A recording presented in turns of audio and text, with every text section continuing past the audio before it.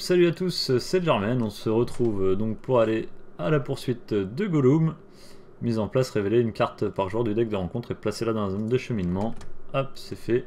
Une fois révélé, chaque lieu dans la zone de cheminement gagne +1. Ensuite, chaque joueur ayant un niveau de menace de 35 ou plus défausse une carte de sa main. Il n'y en a pas, ça tombe bien, c'est une bonne mise en place. Ensuite, on a une main qui est pas folle du tout, on va prendre un mulligan. CTRL M, du want to take a mulligan, yes. Et on n'a pas beaucoup d'alliés.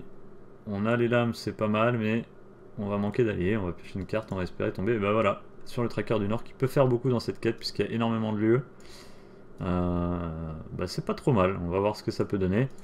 Et on est parti. Donc on révèle. Quand les joueurs obtiennent un succès de quête, le premier joueur regarde les 3 premières cartes du deck de rencontre. Il révèle et place une de ces cartes dans la zone de cheminement et défausse les 2 autres. Ok. Donc hop. Hop, donc on a une action à faire ici, on la marque, comme ça on n'oubliera pas de la faire à chaque fois. On va pouvoir ajouter les ressources. Hop, et on est parti. Alors, il va nous falloir 4 marqueurs pour mettre un tracker du Nord, 2 pour défendre, pour poser un vétéran à la hache. On peut garder la feinte au cas où on est un gros ennemi d'entrée. On va garder les ressources pour l'instant. On est parti. Pardon. Hop. On la remet au-dessus, on va la remélanger. Bon, il y a le renfort donc ça changera rien. Hop, je me suis engagé un peu vite. Hop, et donc on met 4. On y va. On a donc un avec renfort. Quand ils sont éliminés, on les mélange dans le deck au lieu de les défausser. Donc une trace de Gollum qu'on va couvrir avec un lieu à 3. Ok, donc 3 et 1, 4. 4, on n'est pas en succès de quête. Donc on n'a pas besoin de rajouter une carte, ce qui est pas mal. Par contre, les corbeaux vont venir. La question c'est est-ce qu'on voyage? Tant que l'arrive est lieu actif, les cartes alliées coûtent une ressource adéquate supplémentaire pour être jouée de sa main. Ça a quand même 3 de menaces. Ça peut valoir le coup de voyager, on sait qu'on ne posera pas d'alliés par contre. On posera autre chose que des alliés. Ils vont attaquer, on met une carte Shadow, c'est Denethor qui va défendre avec ses 3 d'armure. Donc ici, Ombre, si vous ne contrôlez pas au moins un héros avec une carte indice attachée, doublez la valeur d'attaque de base de cet ennemi pour toute l'attaque. Ben ça va, il attaque à 1 x 2, ça fait 2. Ça peut être dramatique comme carte, mais là on s'en sort bien. Donc 2 d'attaque sur 3 de défense, il ne se passe rien, tout va bien. En réponse, Legolas, pardon. Hop, Legolas attaque, 3 d'attaque sur 0 de défense, 1 point de vie, et au lieu de supprimer, on les mélange dans le deck de rencontre, donc comme on l'a tué, on va mettre 2 marqueurs de progression sur le lieu. Si on avait mis les lames de Gondoline, on aurait mis 3 marqueurs et le lieu était défaussé, c'était mieux, mais on ne l'a pas fait pour garder une feinte en cas de gros ennemis. Et mélanger dans le deck de rencontre. Donc on met dessus, shuffle. Hop, c'est bon. Et le Legolas est incliné. Fin de la phase, on monte devant la menace. Hop, on passe à 27. On redresse. On pioche une carte. Et on rajoute une ressource. Et on a une annulation, c'est pas mal pour éviter les cartes ombre.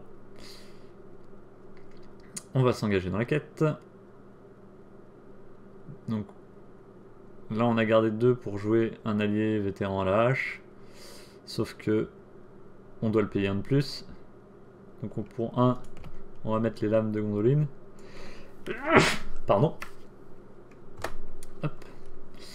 Pour 2 verts, on peut rien faire. On garde pour ignorer. Donc là c'est un ennemi dans la zone de cheminement. On engage toujours à 4. On rajoute une carte. Une fois révélé, défausser une ressource de la réserve de chaque héros, si possible. Incliner les héros qui ne peuvent pas défausser une ressource de leur réserve. Donc là on peut défausser une ressource de la réserve de chaque héros.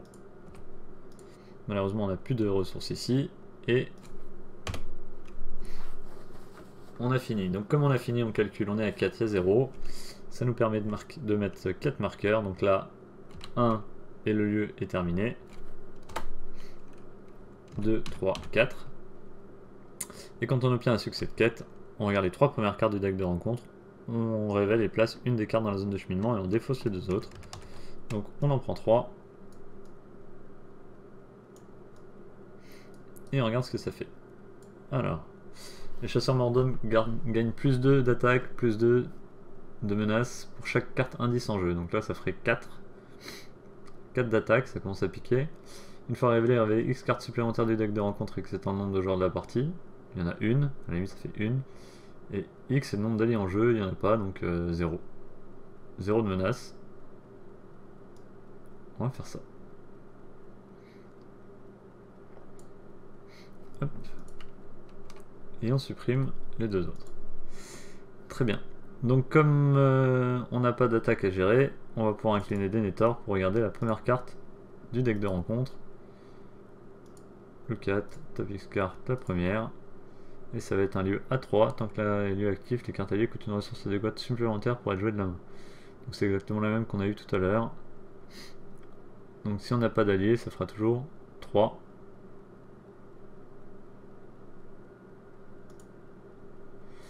Et avec 1, on passe au-dessus. Ok.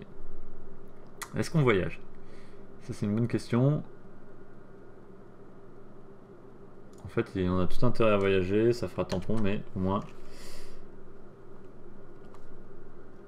on pourra mettre des marqueurs dessus. Donc on redresse, on monte de 1 la menace, on pioche une carte et on rajoute une ressource à chaque héros.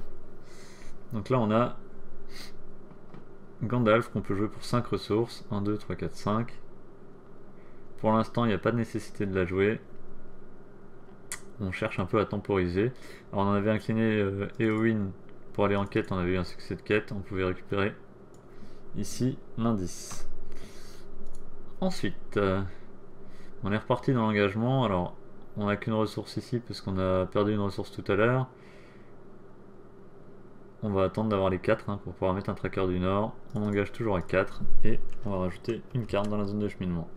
Le lieu à 3, donc on fait un succès de quête de 1. On met un marqueur ici pour 1. Et on regarde les 3 premières cartes du deck de rencontre. 1, 2, 3. Et on regarde et on en place une. Alors, tant que les champs d'iris sont lieux actifs, le joueur doit augmenter son niveau de menace d'un point supplémentaire durant la phase de restauration. 3 de menace, c'est beaucoup. Ici, on a un gobelin démon brumeux. Donc ça a 3 de vie, c'est un orc. Ça permet d'avoir plus 1 avec les Legolas si on l'attaque. Ça attaque à 2. Donc, on va plutôt supprimer les deux là et placer ici le gobelin démon brumeux qu'on va prendre, qui attaque à 2, qui va attaquer sur Denethor. On lui met une carte ombre, Denethor s'incline pour défendre. Ombre, retirer un marqueur de progression de la quête en cours. 3 si cette attaque est sans défense. Non. Alors le lieu se substitue à la quête. Et quand les gobelins démons brumeux attaquent, retirer un marqueur de progression de la quête en cours. Et là ce sera de la quête, donc ça revient au même en fait. Le lieu d'abord, la quête après. Voilà.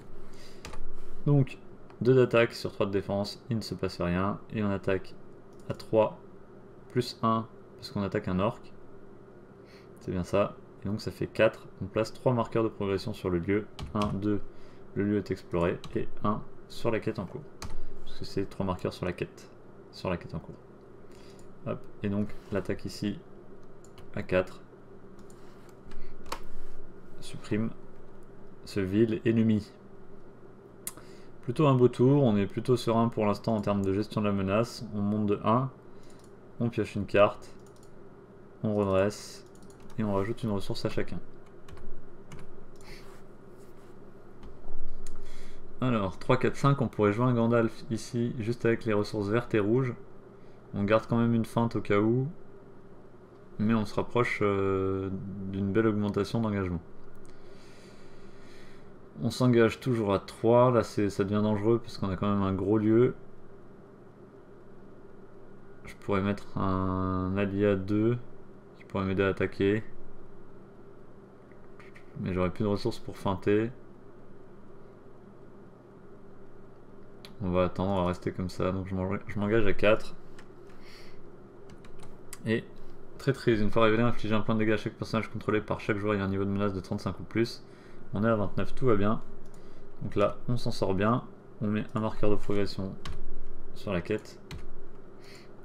Et ensuite on peut voyager, tant qu'arrivé à l'actif, les cartes alliées coûtent une ressource adéquate de plus pour voyager. Alors sauf si j'ai un ennemi à qui je mets 3 de ressources, ça m'arrange, sinon ça ne m'arrange pas. On va pas voyager. Déjà c'est succès de quête.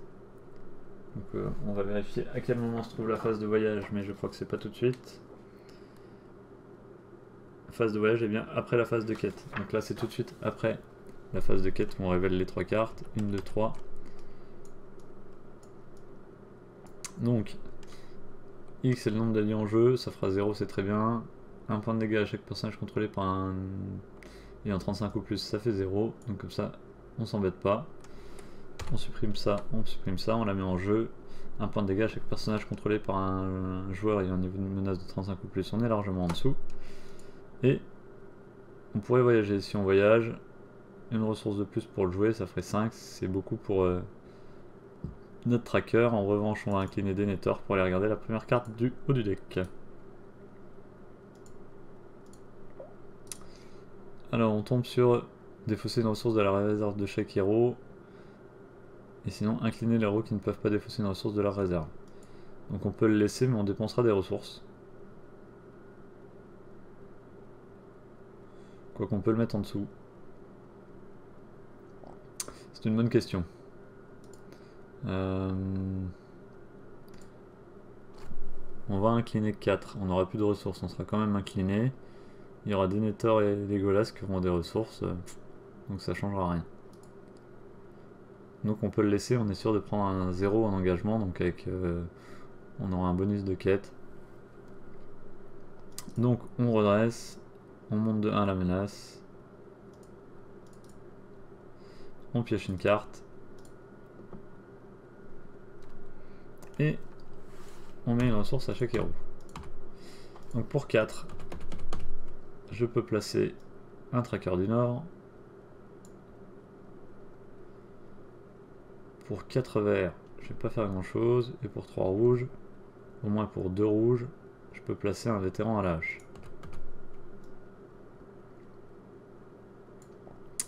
Donc le tracker du Nord va s'engager dans la quête, en même temps que Éowyn. Donc 4, 5. Donc ici, on place un marqueur sur le lieu. On révèle la carte, qui du coup nous fait défausser une ressource de chaque héros. Ici doit être incliné. Une ressource, une ressource.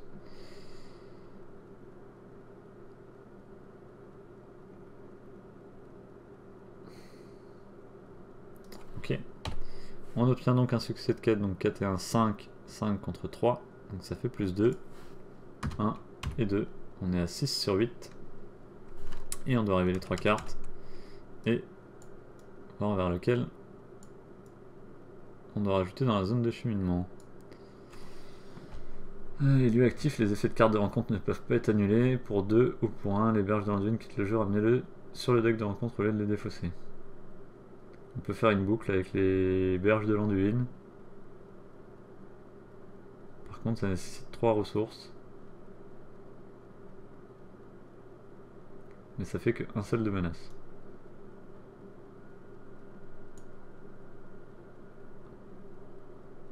Là, en 2 tours, c'est torché. C'est une bonne question. On va privilégier le 1 de menace, puisqu'avec notre allié, ça devrait se faire assez facilement. On incline Denethor pour regarder la carte du haut du deck. Donc 4, top X, 1. Ce sera un lieu à 2 de menace. Ok. Donc 3 et 1, 4. Et 2, 5. Ok. Donc, on redresse. On monte de 1 la menace. On passe à 31. On rajoute une ressource chez chaque héros. Et on pioche une carte. Alors. Pour 5 ressources, on peut jouer un Gandalf, ce qui nous permet de nous engager dans la quête et de passer à la quête suivante. Je suis pas sûr que ce soit nécessaire, je pense qu'on préfère poser des alliés encore. Prendre le temps.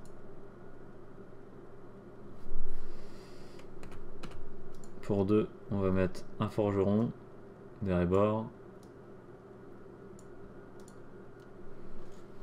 Et on va rester là pour l'instant. On va engager 4, 5 et 6. 3, 4, 5, 6 avec ce qui va sortir, donc on fait égalité. Comme ça on n'a pas besoin de rajouter une carte. En s'engageant, on met un marqueur sur chaque lieu. On rajoute ici un lieu. Puis on met pas le marqueur dessus tout de suite. Au prochain tour, on a un lieu à 3 qui saute, donc ça c'est bien. Est-ce qu'on voyage quand il est lieu actif, retirer un marqueur de progression de sa carte et de la quête en cours à la fin de chaque tour? Je suis pas sûr, sinon il faut 4 tours pour le tomber. Du coup, on peut incliner Denethor, on a une fenêtre d'action pour aller voir la carte. Hop. Et on a une traîtrise. Chaque lieu dans la zone de cheminement gagne plus 1 jusqu'à la fin de la phase. Et chaque joueur ayant un niveau de menace de 35 ou plus choisit et défausse une carte de sa main. Donc on n'aura pas 35. Celui-là sera résolu. Et on va passer à... On gagne plus 1, c'est ça?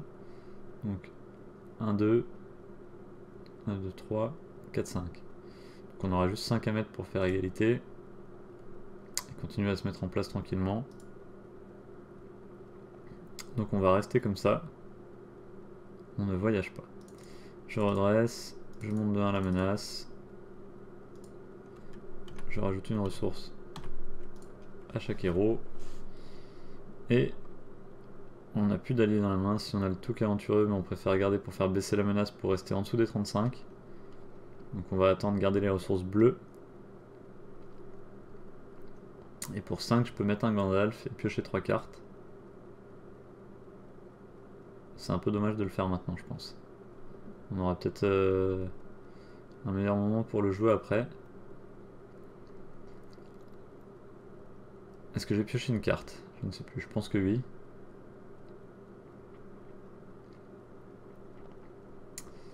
Alors,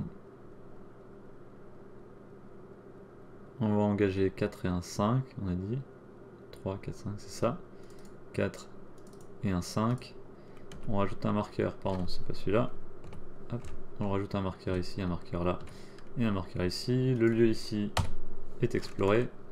Attention, ici, on va mettre un marqueur dessus pour dire que quand ils quittent le jeu, on les ramène sur le deck de rencontre au lieu de les défausser. Donc, on est à 2 marqueurs, ici un marqueur, et on rajoute une carte. Une fois révélé, chaque lieu dans la zone de cheminement gagne plus 1. Ensuite, chaque joueur ayant un niveau de menace défausse une carte. Donc là, 3, 4, 2, 3, 4, 5. On est bon. On a mis 5, donc pas de succès, pas d'échec. On incline, on regarde la carte du haut. Et c'est un gros ennemi qu'on va remettre en dessous, avec Denethor. C'est son pouvoir. Hein. Vous pouvez placer cette carte sous le deck. Hop, under. On n'en parle plus. On redresse, on monte de la menace.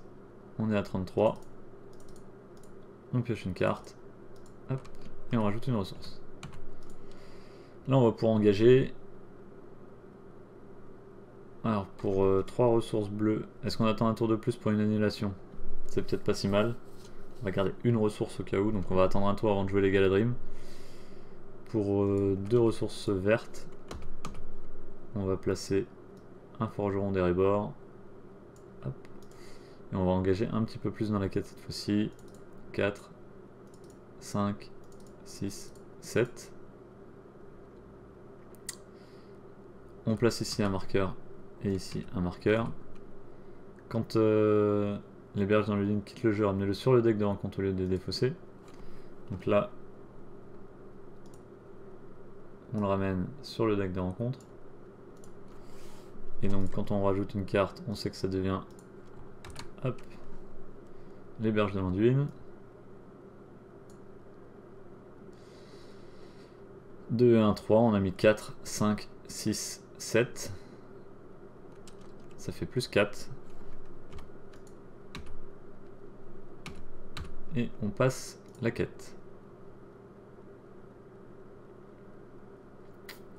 On passe la quête, est-ce qu'on fait le forcé?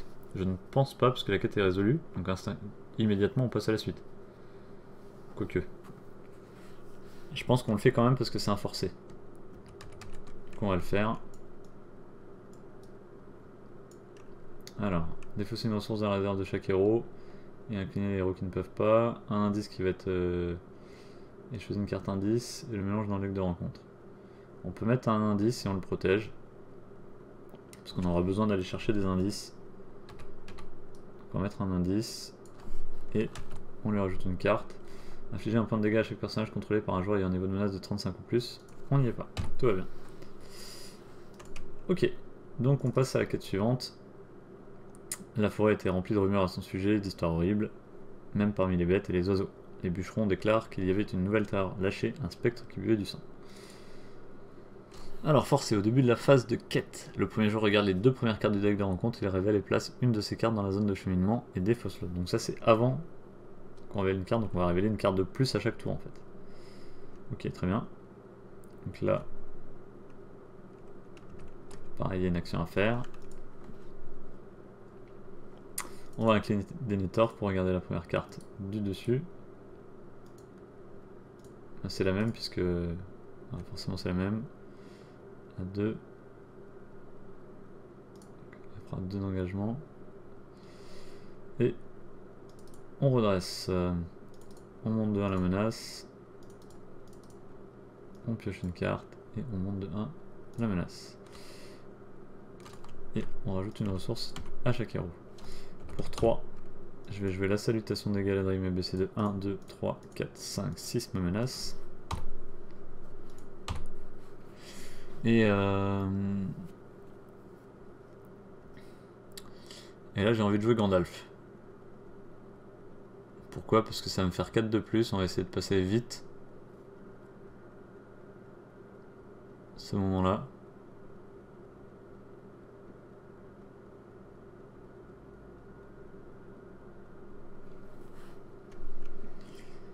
Donc on va payer Gandalf. 1, 2, 3, 4, 5. Et on fait rentrer Gandalf. Quand Gandalf rentre en jeu, on peut piocher 3 cartes. 1, 2 et 3.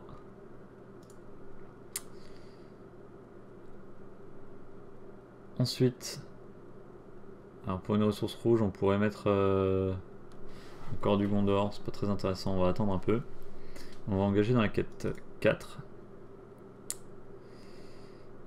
5 et on rajoute ici un marqueur et un marqueur. 6, 7, 8, 9, 10, 11. Ici on est à 10. Alors, au début de la phase de quête, hein, c'est avant même d'engager dans la quête. Je vais vérifier les phases. Phase d'organisation. Phase de quête, les joueurs engagent les personnages de quête. Donc au début de la phase de quête, c'est avant même d'engager. Donc on désengage tout ça. Et on va faire les calculs après. Ce qui veut dire que le lieu éventuel qui sort prendrait un marqueur supplémentaire. Donc au début de la phase de quête, le premier joueur regarde les 2 premières cartes du deck de rencontre. Il révèle et place une des cartes parmi la zone de cheminement et défausse l'autre. Donc je peux mettre les 2 ici. Il y en a une qui vient et l'autre qui est défaussée. 2 de menace, 2 de menace. C'est exactement la même menace. On peut enlever un ennemi, on préfère un lieu qui va sauter lui-même en 4 tours, qui fait 2 de menace. Donc, on va garder le lieu. On engage à 4, 5, pas Legolas, 4, 5, 6, 7, 8, 9, 10, 11. Ici on place un marqueur et un marqueur. Et on peut mettre Denethor éventuellement pour pouvoir récupérer. Donc ça fait 12.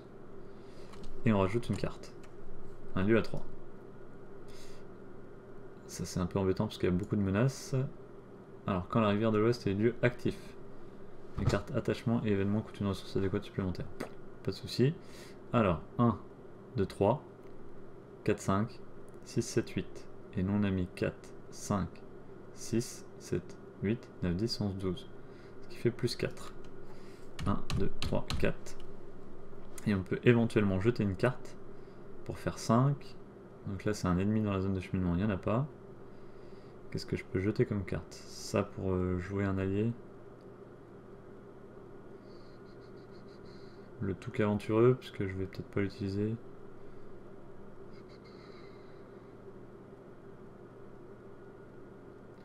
On va acheter la carte là pour faire un marqueur de plus. 5. Hop. On récupère ici. Quand les traces de Gollum sont récupérées, attachez un héros engagé dans la quête. Compte comme un attachement condition avec le texte forcé quand le rattaché subit des dégâts ou quitte le jeu. Ramenez-le sur le deck de rencontre. Donc ça c'est bon. Et on le met en dessous. Ok. On va monter de 1 la menace. On redresse. On rajoute une ressource et on pioche une carte. Gandalf quitte le jeu. Puisque à la fin du tour, défausser Gandalf. Et on pioche une carte. Ok, un Touc aventureux. Alors, pour une ressource rouge, hop, on va jouer un corps du Gondor. Est-ce qu'il vaut pas mieux jouer les lames de Gondolin? C'est peut-être plus intéressant. Pour en mettre une deuxième, ce qui ferait 2, 3, 4 marqueurs de progression sur la quête, ce qui aide à passer éventuellement. Alors, on n'a pas pensé à voyager au tour précédent, on va pas regarder. Ici 4 marqueurs, on en a 3 donc il y a au moins un lieu qui saute. Et ici, c'est pas ça. Il y a une action à faire quand on aura fini. Pour l'instant, 1, 2, 3, 4, 5, 6, 7, 8. 4, 5, 6, 7, 8, 9. J'arrive péniblement à mettre 9. On va voir ce que ça donne. Alors, on va tout engager. Je peux pas, là j'ai pas d'engagement sur le vert, ça sert à rien de jouer l'allié. Actuellement un Touc, mais j'ai plus d'annulation. On va mettre 4, 5, 6. Non, faut le faire après. Donc, on met 2 cartes, on en choisit une. Au début de la phase de quête, le premier joueur regarde la quête et il place une des cartes dans la zone de cheminement. Hop, hop. Donc on a un lieu à 2. On va mettre le lieu plutôt et on défausse l'ennemi. Après, si on arrive à taper sur l'ennemi, ça nous permet de mettre des marqueurs. Après, 4. Il a 6 d'engagement, mais on l'ignorera. On va utiliser un vert pour l'ignorer. On va utiliser la feinte pour pas devoir défendre. Par contre, il faut lui mettre 6. Il faut lui mettre 8 de dégâts. 3, 4, 5. Et après, on n'a pas assez d'attaque. On va supprimer, on va garder le lieu. On va engager dans la quête 4, 5, 6, 7. Pour l'instant, 1, 2, 3, 4, 5, 6, 7, 8, 9, 10. En sachant qu'on rajoute un marqueur, le lieu saute. Ici. Hop, un marqueur ici et un marqueur là. Ce qui nous fait 1, 2, 3, 4, 5, 6, 7, 8. On a mis 4, 5, 6, 7. Et il faut rajouter encore une carte. 8. Et au pire on défend avec cet ennemi là et on rajoute un ennemi. Ok. Chasseur du Mordor qui débarque. Le chasseur du Mordor. Donc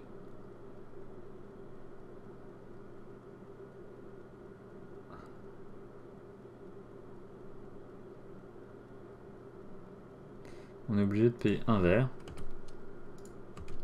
pour ignorer ici l'ennemi qui est là. Donc on prend pas en compte ces 6 de menace. On est à 8 pour 8. Je vais jeter une carte pour faire plus 1. On va jeter un Touc aventureux parce qu'on en a déjà un. Donc avec le pouvoir d'Éowyn, plus 1 d'Éowyn jusqu'à la fin de la phase. Et donc on place un marqueur de progression ici sur la quête, ce qui aura son importance. Ensuite, on engage volontairement l'ennemi qui est là. On n'était même pas obligé, mais il fait tellement de menaces au milieu. Et on va utiliser la feinte pour 1, avec le Golas. Donc là il attaque pas. On lui met quand même sa carte ombre qui va être supprimée.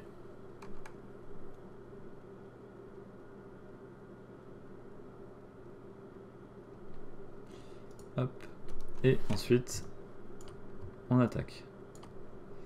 Donc 3, 4, 5 sur 2 de défense, ce qui fait 3 de dégâts. C'est incliné, c'est incliné. Sauf qu'il a plus 1 et plus 1. Ça fait 2 de plus. Ça fait 5 de dégâts, il en manque 1 de dégâts pour le tuer, c'est dommage. 3, 4, 5. Ok. On redresse, on monte dans la menace. On tire une carte, on redresse.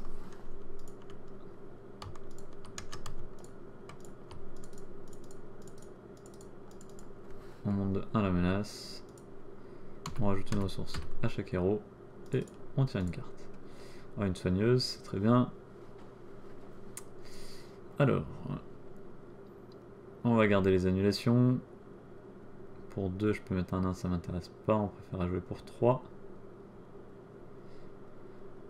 Pour 2 bleus, je peux me permettre de jouer un Touk.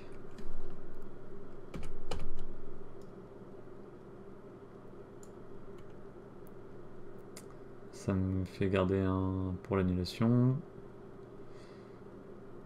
3, il va se retrouver au-dessus du deck. Donc on va le retrouver après. On va retrouver un de menace. Celui-là va disparaître. Celui-là va rester. Et celui-là va rester aussi. Donc on a 1, 2 qui saute. On aura 2, 3, 4, 5. Plus une 6. Plus une des deux qui va sortir. Ok. Donc 2 cartes, on en choisit une. Une fois révélé, chaque joueur augmente de 1 son niveau de menace pour chaque personnage qu'il contrôle qui n'est pas engagé dans une quête. Ça peut être jouable.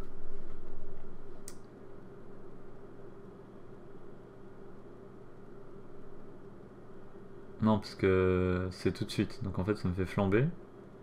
Mais je peux tout de suite l'annuler. Et sinon, le premier joueur augmente la valeur de menace des charognards. 1 d'attaque, c'est pas ouf. Mais ça nécessite de garder un ennemi. Après l'annulation, on sait qu'on va prendre un lieu. On va faire ça. Donc là, on supprime, on met celle-là. On paye une ressource et on vient l'annuler. Là, on engage dans la quête 4, 5. Ça place le marqueur de progression et ça supprime le lieu. Donc celui-là est supprimé. Celui-là va être placé au-dessus du deck de rencontre.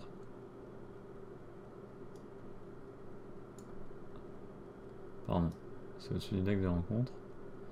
On va le remettre à sa place. Hop. Hop. Donc 2, 3, 4, 5. Et on a mis 4, 5. Et on sait qu'on a un lieu à 2 qui arrive. 1 et 2. On fera égalité. Et on garde de quoi défendre et attaquer. On va plutôt mettre... ça revient au même. Ça revient au même. Du coup, on rajoute la carte. Et ça héberge dans les unes qui font 1. Donc 1, 2, 3, 4, 5, 6. Et on a mis 4, 5, 6, 7. On fait plus 1.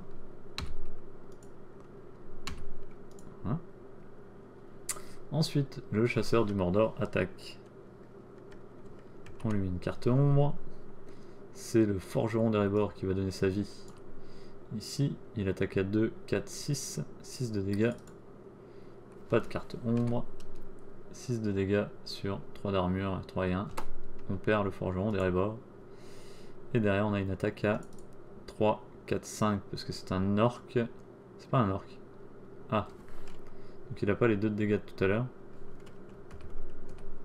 Donc 3, 4, 5, 6. 6. On enlève 2 d'armure, ça fait 4. 1, 2, 3, 4. On dépasse, donc l'orc est bien mort. C'est pas un orc. Le chasseur du Mordor est bien mort. Comme on l'a tué, on peut mettre 2 marqueurs de progression sur la quête en cours. Plus 1, ça fait 4. Et 1, 2, 3, ça fait bien 10. Et on passe à la quête suivante. Mais la lisière occidentale de la forêt noire, la trace se détournait. Elle s'écartait en direction du sud et partait hors du domaine des forêts des bois.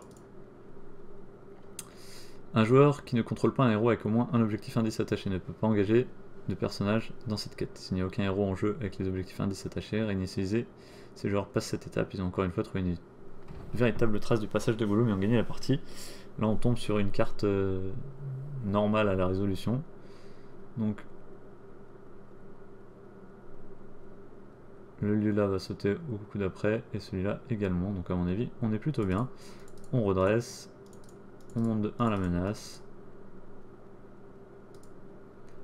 Et on pioche une carte. On rajoute une ressource à chaque héros. On peut éventuellement mettre les mineurs des monts de fer.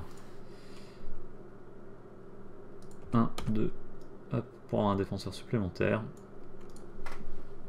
On va engager 4 dans la quête.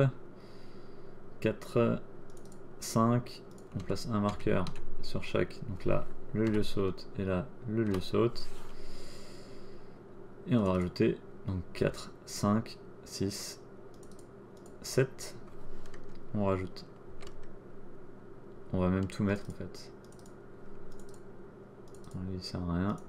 Et lui il sert à rien non plus.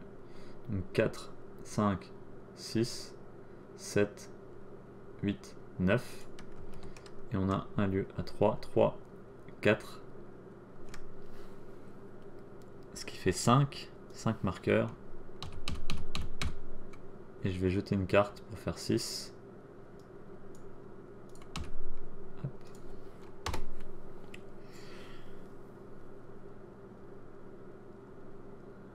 Est-ce qu'on voyage?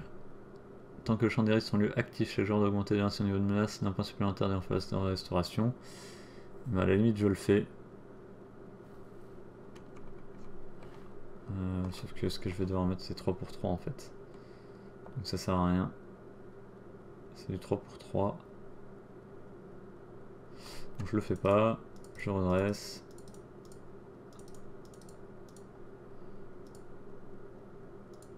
Je monte de 1 la menace. Et je pioche une carte. Et je mets une ressource à chaque héros. Pardon. Hop.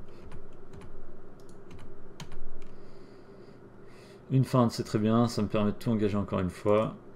4, 5, 6, 7 et je mets un marqueur et un marqueur. 7, 7, 7, 8, 9. Pour l'instant on a 3 et un 4. Maudit 1 renfort. Une fois révélé, retirez tous les marqueurs de progression de tous les lieux fleuves. Ouh, je peux l'annuler ça. Ouais, je peux l'annuler. Mais ça annule pas le renfort. C'est juste l'effet une fois révélé. Donc déjà, maudit 1. Et pour 1, j'annule. Donc on n'enlève pas les marqueurs des lieux fleuves, parce que ça c'est un fleuve et ça c'est un fleuve aussi. Non, c'est juste un marécage. Bon, à la limite, c'était pas si grave. J'aurais presque dû la garder, mais c'est pas grave. Et on met le renfort. Un indice qui est protégé, qui est mis par le premier joueur. Choisit une carte avec le trait indice. Imprimé et la mélange dans le deck de rencontre. S'il n'y a pas de carte indice en jeu, gagne renfort. C'est celle-là, indice. On la supprime. Ok, donc pas d'effet. Donc on a bien mis 4, 5, 6, 7, 8, 9. Et on a 3 et un 4. 5, 6, 7, 8, 9. On fait plus 5, 6, 7, 8. Et les joueurs passent cette étape. Ils ont encore une fois trouvé une véritable trace du passage de Gollum et ont gagné la partie. Bien, celle-là était relativement simple, on peut dire merci à Denethor qui nous a aidé à gérer un petit peu le deck de rencontre, et merci surtout au Tracker du Nord qui nous a permis de gérer tous ces lieux. Et bien c'était Jarmen pour la quête à la poursuite de Gollum qui s'est très bien passée. A très bientôt!